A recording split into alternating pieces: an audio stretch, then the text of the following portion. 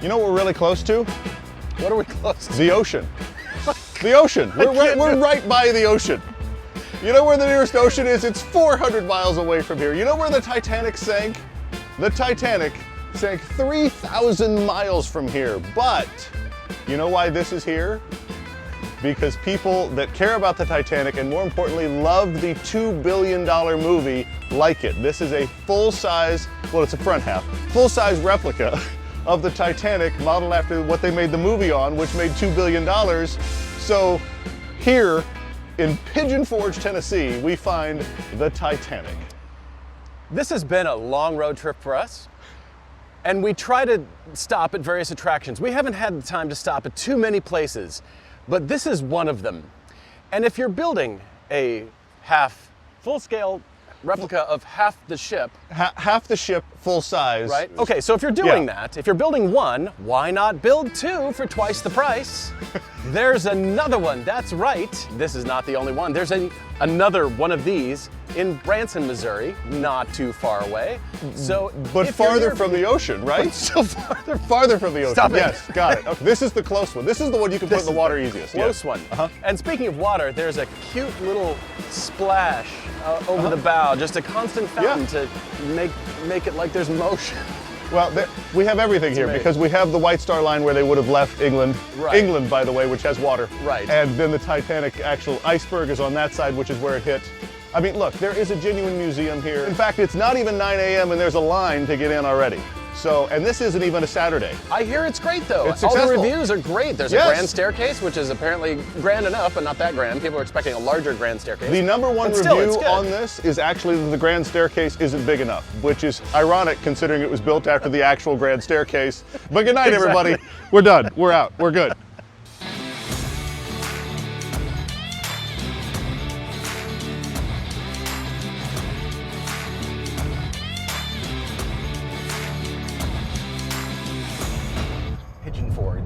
I found Titanic to be cool, but weird. But cool, but weird. I still haven't seen any moonshine distilleries anywhere. It has been 2 weeks of being on the road, and I admit, I am really feeling it. We're in this eat, sleep, drive, eat, drive, sleep. It's become a blur. But you know what? I really love this trip. Tennessee, I have to compliment you on fantastic roads. Where we're at, from Pigeon Forge to Gatlinburg, all the way down to Cherokee, we're doing this giant loop back up to Tail of the Dragon today. Dense forest you could bury a body in, and then fun roads as well. We are actually just south of Tail of the Dragon right now, working our way back over to it. And I am in the CT4 V Blackwing. I don't think there's any more identifiers than that. I think that actually is all of it.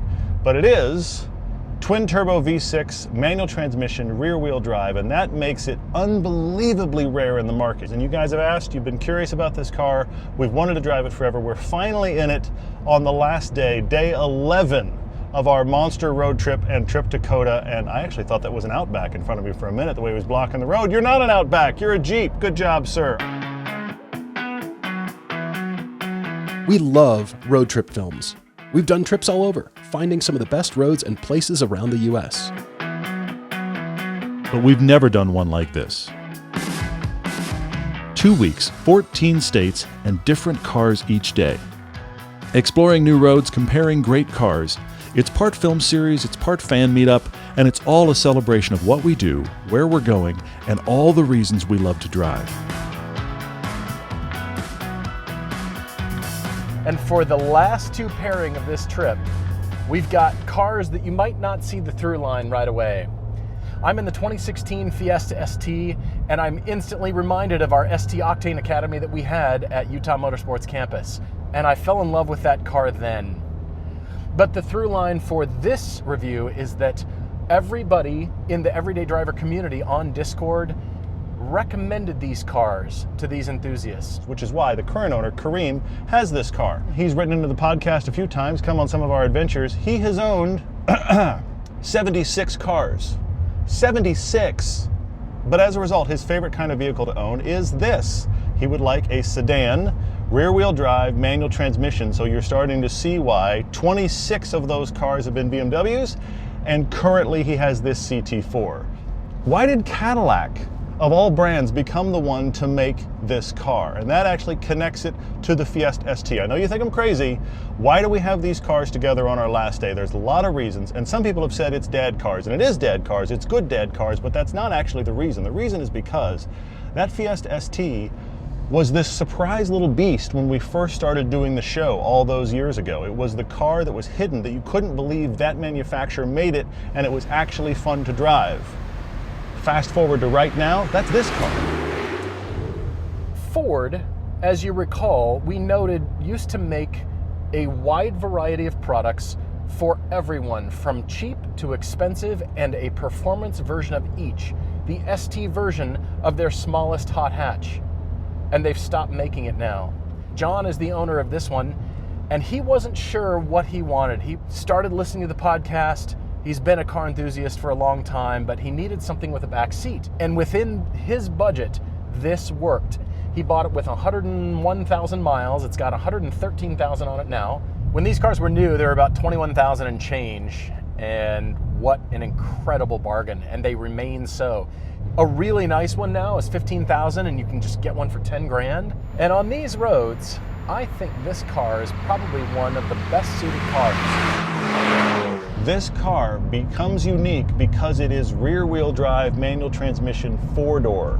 Have fun looking around the market and trying to find another car that does all that. You pretty much wind up M3 and the story's over. That's about where it ends. I hesitate to do this, but this is as close in the modern time as we have to the iconic M5 E39 generation. Now, Kareem, the owner of this car, has owned a few. So keep in mind that somebody that's owned everything you can imagine in this market segment, the E39 is still his benchmark. And he likes this car a lot. Not quite as much as that, but that car will never come again. If you've ever lusted after that car and thought about how it's old, and where do I find one, and is it worth the money, you should shop one of these new. You should shop one of these used, for that matter. This car is special. It never was about the interior. All that matters are the steering geometry, the seats, and a great little power plant. This is good on sweepers, it's good on very tight, twisty roads, it chucks the back end around, it's simply fun. You think it's not gonna hang on to corners, and it surprises you every single time. This car is making me question why Ford doesn't build this anymore, why they've walked away from this. This has a big presence about it. Just the scale of it, where the wheels are, it just seems like it's going to be a very heavy car and a little bit lumbering, like you're going to move weight around and defy physics, which is what the BMWs do now. But I got in it and I suddenly realized that even though there's not really any steering feel, the car feels lighter and smaller than I expect it to based on the outside dimensions. It's insane that 3,800 pounds has become lightweight, but in a modern sedan, that's what this is. This is a lightweight four-door. One of my favorite things when we do this, we jump cars, is being surprised. And I was consistently surprised by how light and small this feels. Of course, this benefits from all of the standard GM things. I've got a head-up display, I've got MagneRide, I've got all the things I can do to revise the chassis here. And that's the thing that GM does very well. You can certainly argue issues with GM vehicles, and they've certainly had them over the years, but I maintain that GM happens to employ some of the very best chassis engineers, and they take a car that shouldn't handle well. Take this, take the Camaro, take the current Corvette, and they make it handle beautifully. This is the kind of car that wants to make you slice through traffic. Track it, canyon roads, slice up traffic for 10 grand. What else do you want? This thing is cool. This car is just fun. It looks so ungainly. It's really upright.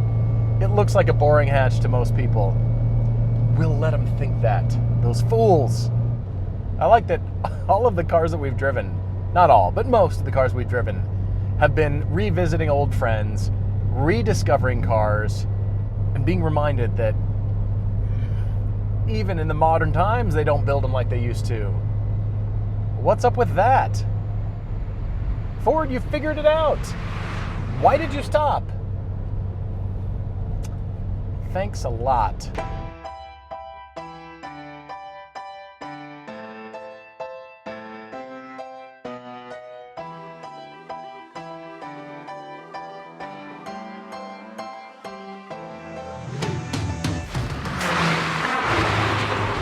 We're thrilled to have the Fiesta ST back on the channel, and it's the 200 pound-feet of torque in this tiny little car that actually matters, because that mid-turbo punch on this is really fun. And the key thing is the fact this doesn't weigh much at all. In fact, this is one of the lightest cars we've had in this entire series. 2,750 pounds, which makes it almost as light as the Miata, lighter than the 86, almost as light as that Alpine A110. It is 1,000 pounds lighter than the Cadillac CT4. This was, when it was new, a very cheap car, and driving it now, still a cheap car. But that fun has nothing to do with the price tag. That's what's exciting about this car. It's one of those cars, I go 2 blocks and I remember how great it is. Ford just nailed this car. It is fun doing anything. And this is so small with such a small wheelbase that it actually doesn't feel front wheel drive much of the time. It just feels driven. 472 horsepower and 445 pound-feet of torque in a 3.6 liter twin turbo V6. This car's handling is superb. When people say, what is the 4-door Corvette? What can I buy? Porsche offers the 4-door 911. Here's the 4-door Corvette. You know what? I even like the styling. It's subtle performance. If you know, you know, right? And that's what Cadillac has built both of these for. Cadillac has a rather successful racing program now, and you have to respect that. It's not just the old person's car, just like the Corvette. Cadillac has completely changed their demographic, their thinking, even though there are still those buyers, that's okay. But they've convinced their younger buyers to get into these Cadillacs. This car exists. You can still buy it. I hope that GM always decides to build this car or something like it. Because if they don't, this car is also going to turn out to be a greatest hits car and a moment in time car, just like the Fiesta ST. If I was picking front wheel drive for the Dragon, I think this is my choice. And because it's so small, actual scale of it, the wheelbase and the body size is so little, chuckable is the only word I can think of. It dances around corners. It is so easy to get it to rotate. The owner, John, has followed our show since mid into the mountains. As a young dad looking for a fun car and having a limited budget, he asked our community, which is our Discord community for all of the folks that are patrons of our show. He asked that community, what car should I get? And resoundingly, the answer came back, well, at that kind of budget and those needs, you should try a Fiesta ST. He'd never driven one. The difficulty was finding one that was close to stock, and that took some search, but he finally found one in Dallas, owned by a guy who had a detailing company, and this was his show car. Have you noticed the orange paint with the flake in it? That's a factory paint, but it was well maintained. And so he bought the car in Dallas and had it shipped to him before he'd even driven it. The first time he drove it, he laughed out loud, and he's loved it ever since. And I'm thrilled that it could be on this trip. It's this kind of community that I am so proud of, and I wish I could take credit for, but it's you guys rallying alongside this show and finding like-minded people that just want to enjoy driving. Doesn't matter the brand, doesn't matter the car or your love for wherever, doesn't matter your religion or your politics. It's just, I like to drive. I want to find other people that drive, and I feel like that's getting harder to find. And we really want you to go out and drive your car in an ego-free way. Just enjoy the vehicle. Trade keys with a friend. Enjoy that vehicle too. Find the pros and cons of your own car and your friend's car and just talk about it openly. It's one of the few places where we can have non-biased conversations and avoid getting heated. I know I'm preaching here, but I feel like we're all just bombarding ourselves with things to get anxious about. And cars can be a place of de-stress. It can be a place of new adventures. It can be a place where you see things and experience things that you wouldn't have otherwise. Be it a part of the country or a road or a friendship or just somebody new to go to lunch with because you both like cars. Okay, there's the power.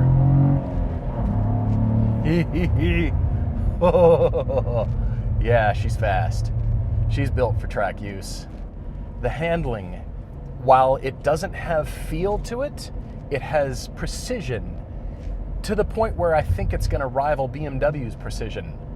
About 3/4 of the way through the turn, you feel the weight. That initial feel, you don't really feel it, but if you keep turning, you do. You want a 4-door sedan, and you got to look at Cadillac again. It means something different. I don't know that Cadillac has ever been known for their seats, but these are a great mix of good performance. I could see this holding you steady and squishing you on track. I could also see this being great for road trips. The interior has a lot more Alcantara than I ever expected. Yeah, a lot of Alcantaras sacrifice their lives just so we can have seat backs covered in the fuzzy stuff. You gotta love this dense greenery. Really fun. This is Waya Road in North Carolina. We're back on a road that looks a lot like Tail of the Dragon, although the asphalt is not quite up to the Tail standards. The steering to me doesn't have road feel, but it's got precision. And so, just like that little Fiesta ST behind me, this one is still good on the curves. And the weight shift isn't apparent until 3/4 of the way through the turn. Then you feel the weight and it squishes into the bolster. It's all right. It's impressive, though, that Cadillac is offering this still to customers. Now, this is a small car. It is a car you will outgrow. It is a car that, as far as, look, plastic quality, the things that you touch, this is a low-rent economy car. But underneath the skin, kind of like the old Mitsubishi Evo 10 that I love, there's correct technology perfectly applied in this car, and that makes it so much fun.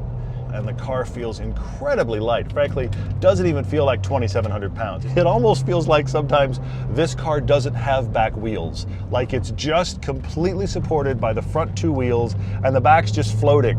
But it is a tiny little hatchback. You could put a little bit of stuff in there. We have one viewer who actually had 3 car seats side by side in the back of a Fiesta ST for a while. That was quite an accomplishment. The key there is which car seats. This is the perfect car for a road like this. 0 complaints, no notes, awesome. What he needs, with his current tires, is Bredesteins. That's what he needs, yeah. The high performance All-Track Pros, I bet you'd like those on this car. I bet you would. Gorgeous river back there. I love this canopy of trees. That's something we don't get out west, is this canopy of trees over the road, because it's just not that dense. Ah, that sounds very un-V6-like. Ooh, well, hello. I appreciate Cadillac's racing program improving the breed. It's continued to the point where Cadillac has pretty much copied the Corvette by putting the V button on the steering wheel instead of the Z button for Zora. It is now the V button that falls to your left thumb, and that gives you customized settings so you can crank everything up from steering inputs. You can change the suspension, you can change the throttle response and power delivery, and yet you still got a manual. There are better cars for track use, yes, but as an all-arounder, Kareem has chosen wisely. And again, remember, he's owned 76 cars. He's owned and driven practically every enthusiast car that you can. Some, I think he's even owned twice, but nevertheless, he loves this thing for its versatility. Cadillac, from Cadillac, it has that initial impression of Lexus smother you and insulate you and protect you from the road, from the driving experience. And then they give it nice twin turbos and a manual transmission. I mean, manual, just to start with. We'll take it, right? Keep going, GM. Keep going, Cadillac. You're doing great. We like this a lot. This is an excellent recommendation for many owners. Families, you want something still comfortable, great for sweepers. It's an impressive car. Thanks for bringing this car. Thank you for watching. Thank all of you that came out and joined us for Tail of the Dragon and all of the other places along the road that we drove. We've done more than 3,000 miles of back road driving on this trip over the course of 11 days. I am thrilled at all of you that came out, joined us, loaned us your car, said hello, shook hands with us, had a meal with us. It's been, frankly, nearly overwhelming and incredible at the same time. I'm proud of 1,000 episodes of the podcast. I'm incredibly proud of nearly 20 years of Everyday Driver. We're coming up soon. This has been a fun way to celebrate. Thanks for watching. Hope you'll tell a friend, and we hope to see you on one of our adventures in the future, because we do multiple every year. Good, this is exactly where we want to be, and there's half our group. Cool. But before we headed home, we got one more pass on Tail of the Dragon. This is the end of an almost 2-week-long road trip, and I can't believe we've been on the road for this long. but it is so satisfying. As soon as you start driving, your energy returns, and it's just glorious again.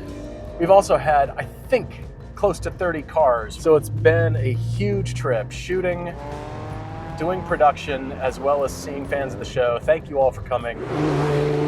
But somehow it feels fitting, as we work our way back to Knoxville and finish the trip, to actually have the last highlight road be Tail of the Dragon. Once again, it feels right to do that. And doing this trip with so many people that follow our show has reminded me again that not only are cars amazing and they take us great places, but they are better with a group. They're better with friends. Swapping keys, swapping stories. It's amazing to hear people connect over cars, connect on a trip like this. You're not going to be surprised to hear me say that my favorite car of this trip is my own, but let's hope that's the case. I hope whatever car you bring is your favorite, but keep driving, keep changing things. We mentioned it on the show. Changing your car is a lot easier than changing a relationship. That can be really destructive and costly. Don't do that. Swap cars. I'm just simply wanting to memorialize this right now on camera, because this is so special. We've got our cars here. Go to hookedondriving.com to find a track day near you. And thank you to all of you who are interested in our adventures, our meetups. It is the community. It's you guys that make it special. It's like an upper body workout, both hanging onto the wheel and protecting your core. Look at that.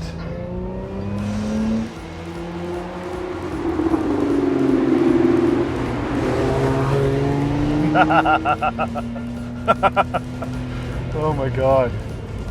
That's what I want for you. I want you to experience a laugh out loud moment in the car you own, where you surprise yourself with what it can do, you surprise yourself with what you can do while driving it, and that you've found one of those nirvana moments where the road is better than you expected, everything comes together, and you realize why we all love cars. I want to thank all of you that are watching. I want to thank all of you that follow our show. Obviously, we're not a huge channel. We've never really been massive. YouTube and us, we don't entirely mix, but we're thrilled to be able to distribute that way and get it in front of you guys. We thanks for all of you that are patrons. We want to thank all of our sponsors, because the fact that they step alongside us is the reason we're able to do trips like this. It just keeps going. 11 miles feels like an eternity. This is a workout.